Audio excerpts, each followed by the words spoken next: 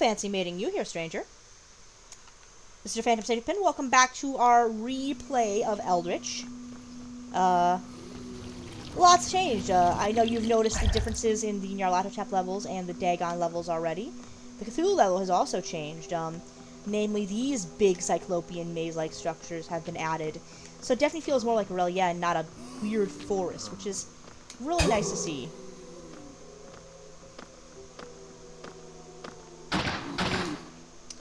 And, just in general, the game has really been polished up. This is pretty much the final iteration of Eldritch. The guy is no longer updating it. He decided enough is enough, and he's kind of just taken it and decided, here's what we have. Polish it. They've, I believe they call this version the Eldritch Reanimated version. So another little Lovecraft reference for you guys, which is very fun. Of course, comes from, the storied Herbert West Reanimator, which was made into a very famous movie starring Jeffrey Combs. You may or may not have seen it. And, but yes, lots of little differences here. They do still have the flying polyps as usual. We do have all the stuff. Not a lot of new enemies here in the Cthulhu level, but we do have, again, new tiles and new stuff to look at. Very, very cool. And again, they just kind of finalized it, made it a little bit easier, because I know we remember Eldritch as a whole being a little on the tough side. Aha. Well, this looks like it belongs in Okami. This just looks like it belongs in Okami. Remember that? Remember we were playing Okami on Oni Island? Yeah. The salt mines of Oni Island.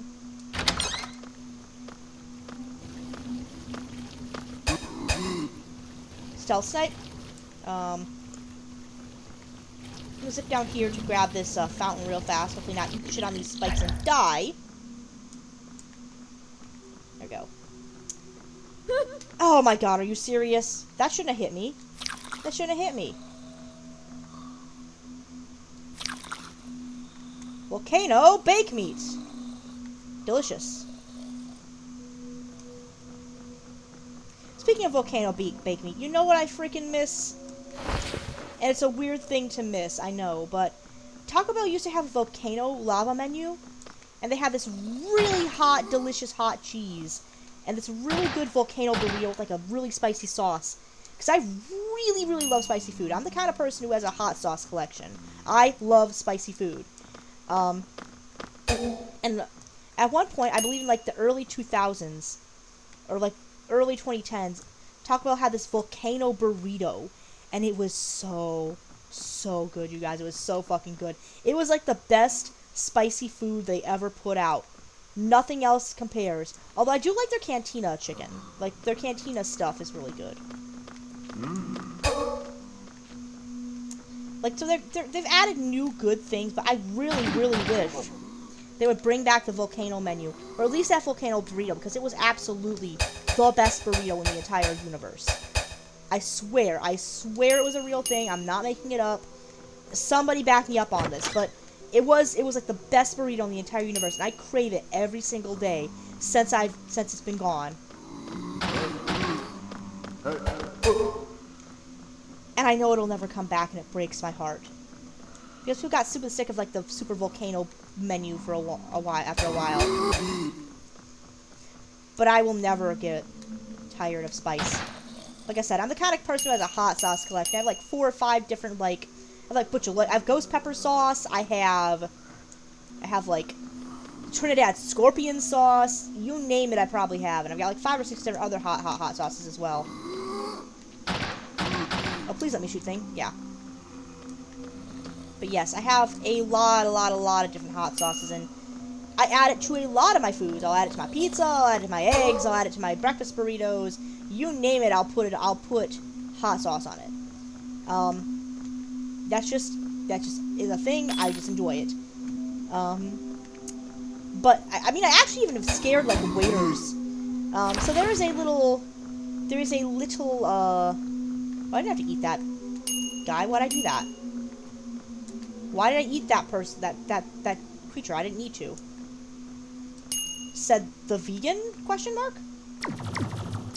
Okay. Not that I am vegan. I'm not vegan. I have nothing... There's nothing against vegans, but, like, I'm not vegan. I way overcomplicated this. Way over-explained myself. Oh, well. Vegans, don't unsubscribe from me just because I'm not vegan, please. I hope I did not just offend any of my vegan viewers. I really do hope I didn't. I'm sure I didn't. I'm sure it's fine. Ah!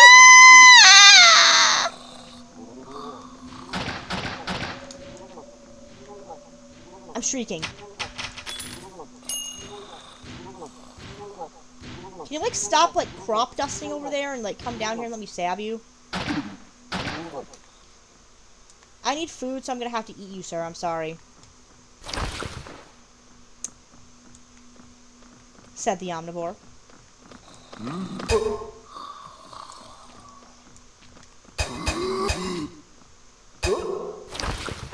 Gonna eat some people here. Replenish my health, and get back upstairs, ideally, because I don't want to be down here just yet. But yes, so... Yes, indeed. It's been... I completely lost my other train of thought there. I apologize. And I know you've probably noticed I've been a little bit more chill and a little less, rambly in content. As it turns out, I've discovered in the past, 10 years or so, I have... ADHD. I am both autistic and ADHD. Indeed. Oh no!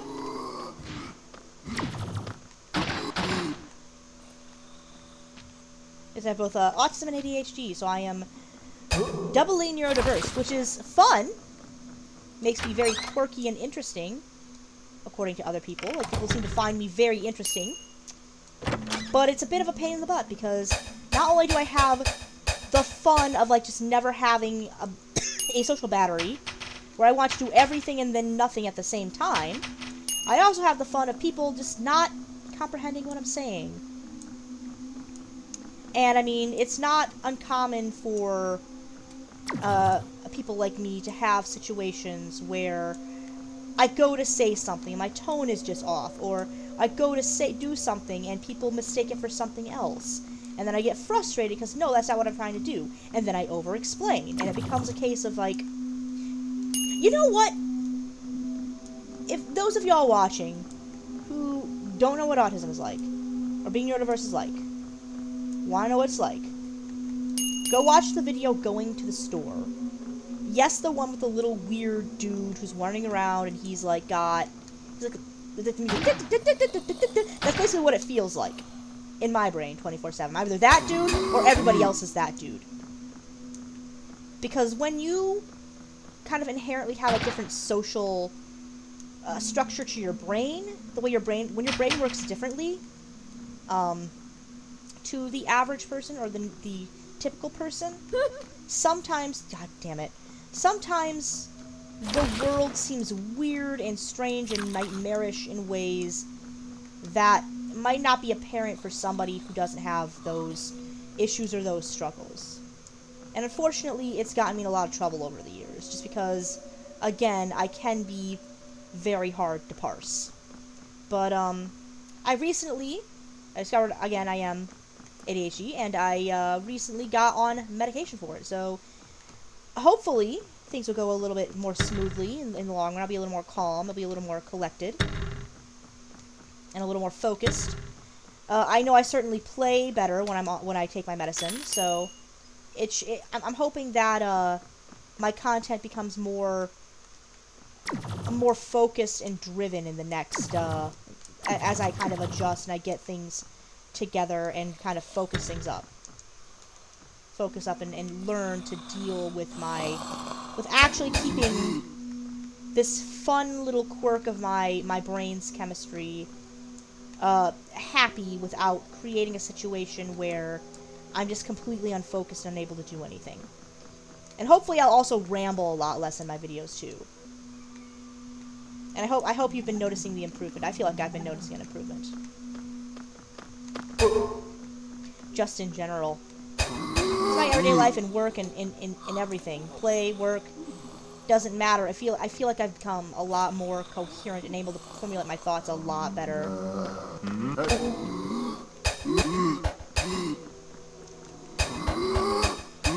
strategize a lot better, too, which is really, really nice.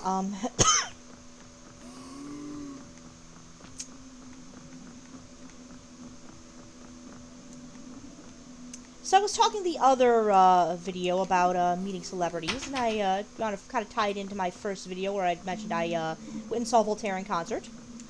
Now, Voltaire is a singer-songwriter. He is also a guy who is very, very big into the goth scene, and I am a goth, which I don't think I've ever mentioned that before. But I am a goth. Yes, I am the big titty goth girlfriend of your dreams, and no, I am not available. But I have been a part of that community for a very long time.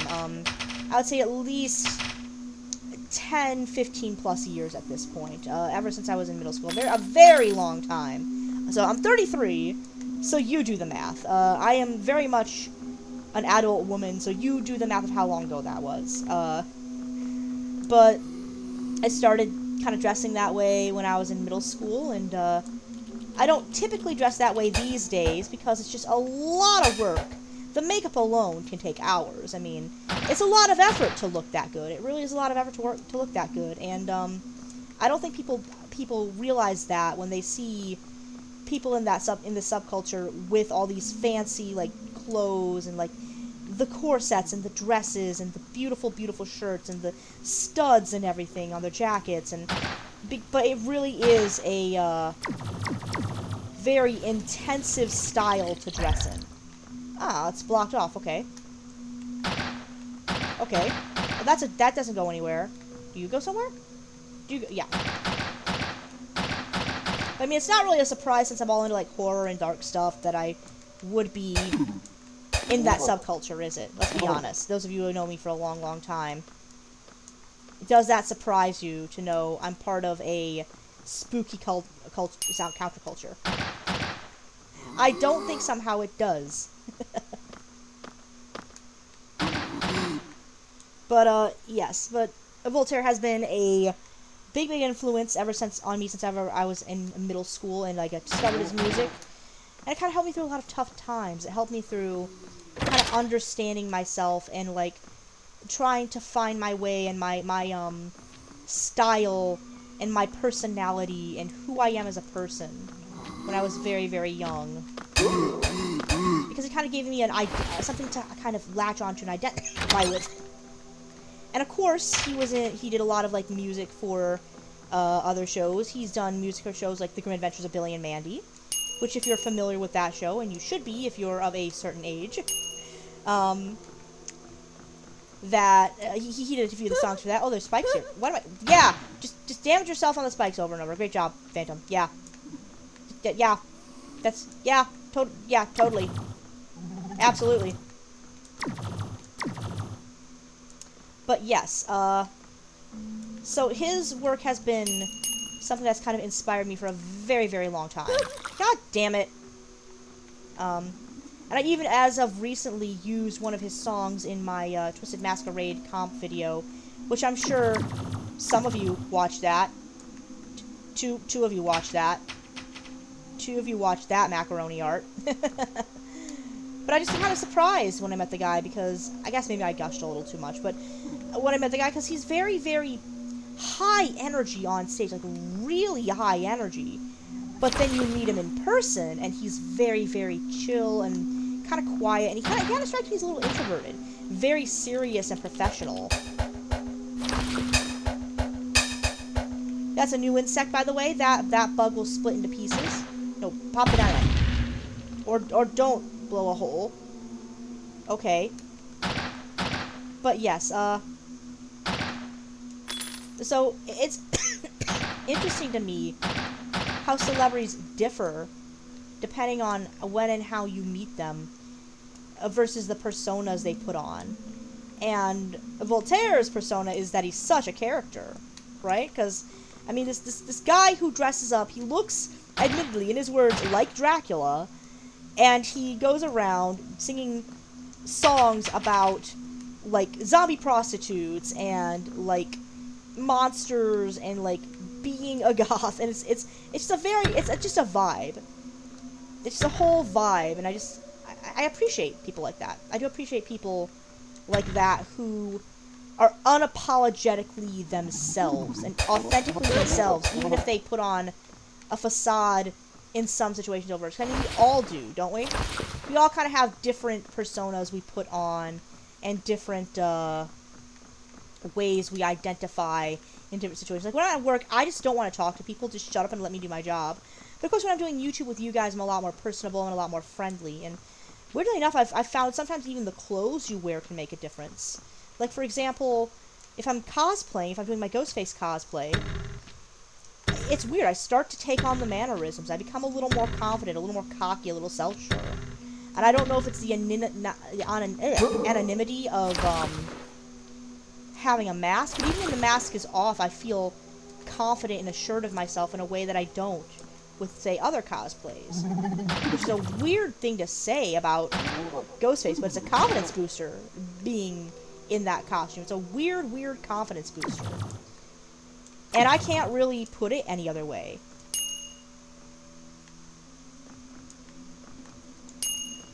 But it's there. And I mean, back me up on this, but if you've worn that costume for any length of time, you kind of get it, right? Don't you? The appeal is there. You get a little bit of that, and it's weird to say that, and I don't know where it comes from, but it's definitely there, and it's very noticeable. Like, the change in me is noticeable. I get a lot. It's like I would normally be like really nervous to talk to all these people who have these like credits and all these accolades to their name, but for some reason when I'm in that costume I can just do it and not care. Maybe it's a weird placebo effect, I don't know. But it's interesting to see how different attire and different situations can change your mental, if that makes sense. I wonder if any of you guys have felt that. Have you ever felt that change in your mentality when you put on, like, say, different clothing or different attire? Do you feel more professional in, like, a suit and tie or, like, your work uniform? Do you feel like you're more in tune when you're in a certain costume? Do you feel like a character or a persona take over a little bit when you cosplay, if you cosplay? Anyone else like me, I wonder? Or am I just the weirdo? Maybe I'm just the weirdo. Maybe I'm just the weird one. It's okay that I'm a weirdo. I'm fine with being a weirdo. You know, I don't have to prove myself to anybody at this point. You like me or you don't at this point. That's the way it is. And if you vibe with me, you'll stick with me. And if you don't, then I guess you're not somebody that belongs kind of in my tribe, so to speak. I'm not gonna waste my time trying to be things for others that I'm not. And I don't think anybody should. It's important to be unapologetically who you are, regardless of who says otherwise, or says you can't be that, you can't be this. And it's important that you do it for yourself, too. It shouldn't be for another person. I mean, dressing up like nice for a significant other or something, that's fine and all.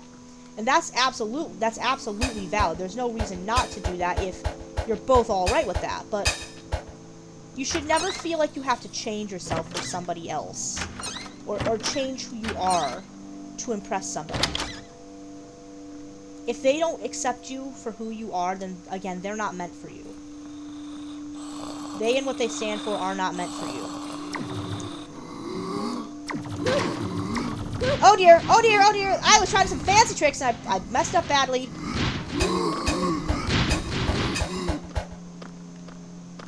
Ah! Who's on parade? I have to eat all their bodies now. Okay. There we go. We're good, we're good. We're good. That was just a little bit spooky there for a second. A little hair, a touch dangerous. I didn't realize there was another tripwire up there. And I expect to get completely blasted across the entire map.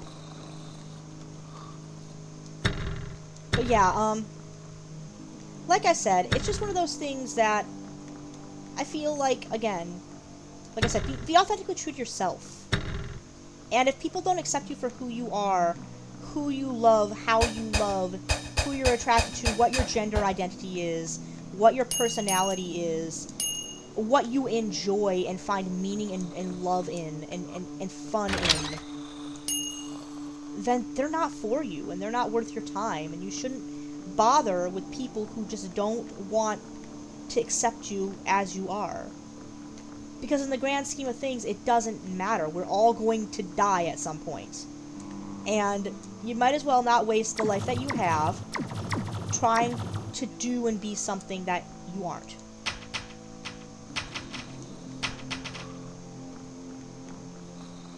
At least that's the way I see it. I don't know if anybody else sees it that way. I have to eat all these Cthulhus. That's a weird thing to say. I'm gonna have to eat all these Cthulhus, guys. I'm sorry. Don't fall on the spikes. Okay.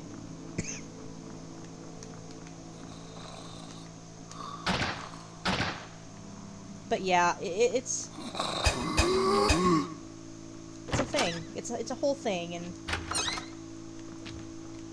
I'm not gonna ramble on that too terrible much. Because I mean, you've heard it all before. Everybody's told you, oh, just be yourself. Just, yeah. But I figure whoever needs to hear that and finds my video and hears it now, maybe it'll help somebody. Maybe it'll help somebody like me who at one point was so, like, hated herself so much she didn't want to exist on the planet anymore. Someone like me who felt like she couldn't find her niche and like she didn't belong anywhere and had to move to find her niche. Somebody who, like me, is a little shy of strange and is a lovable weirdo and just is just different.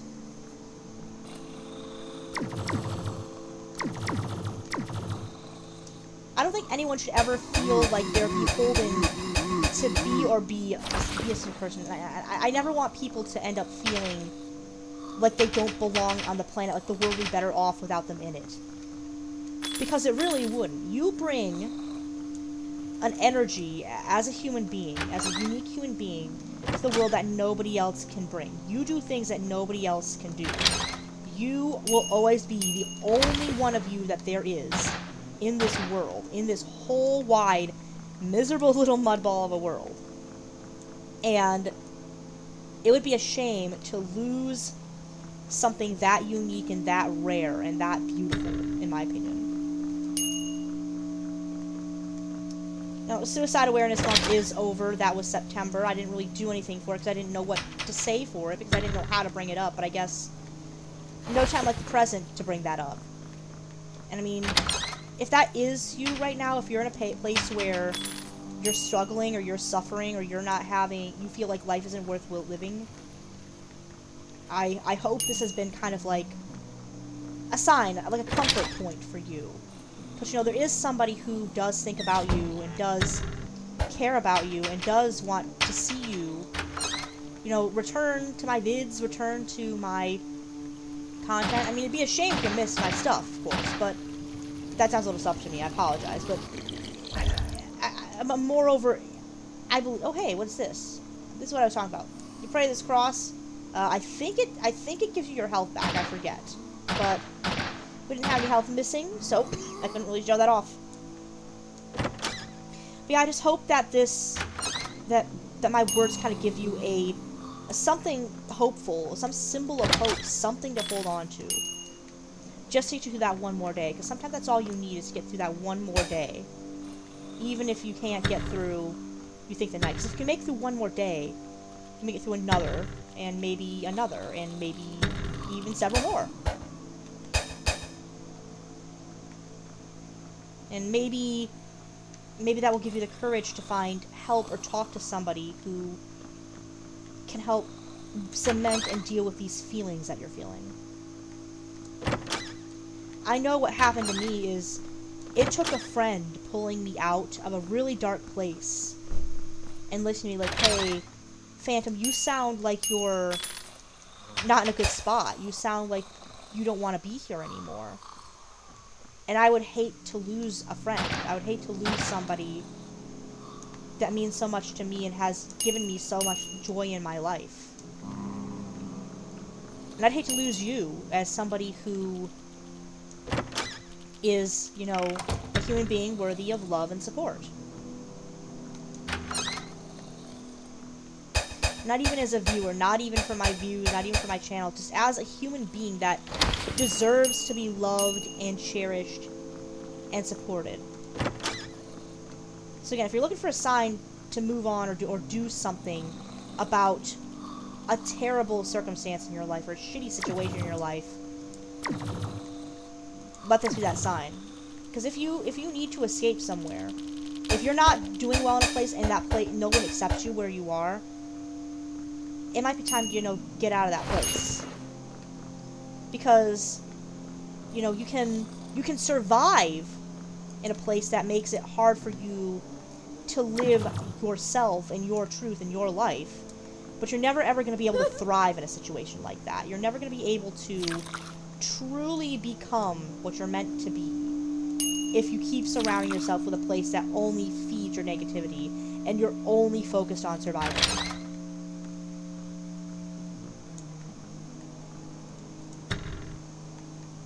That was a little heavy, so let's change topics maybe. But yeah, so I am, again, very excited for this convention I'm going to. Very excited to, another thing about this convention I'm going to. So they're obviously, because of the Scream reunion, doing a watch-along of Scream. And, I mean, if you've ever seen Scream 2, you know the scene in the beginning where Ghostface walks in behind, Maureen, the woman who unfortunately bites it. And she sits down, he's in her boyfriend's jacket, and he's eating the popcorn, and he's sitting there, and she's like, oh, this movie is so scary!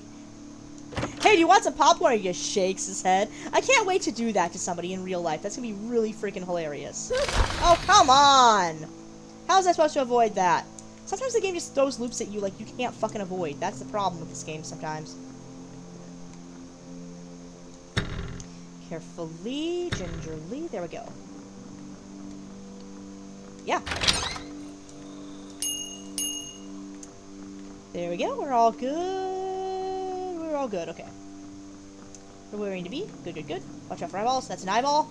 Don't trip the eyeball. Don't trip an eyeball. Don't do it. Don't do it. Don't trip an eyeball.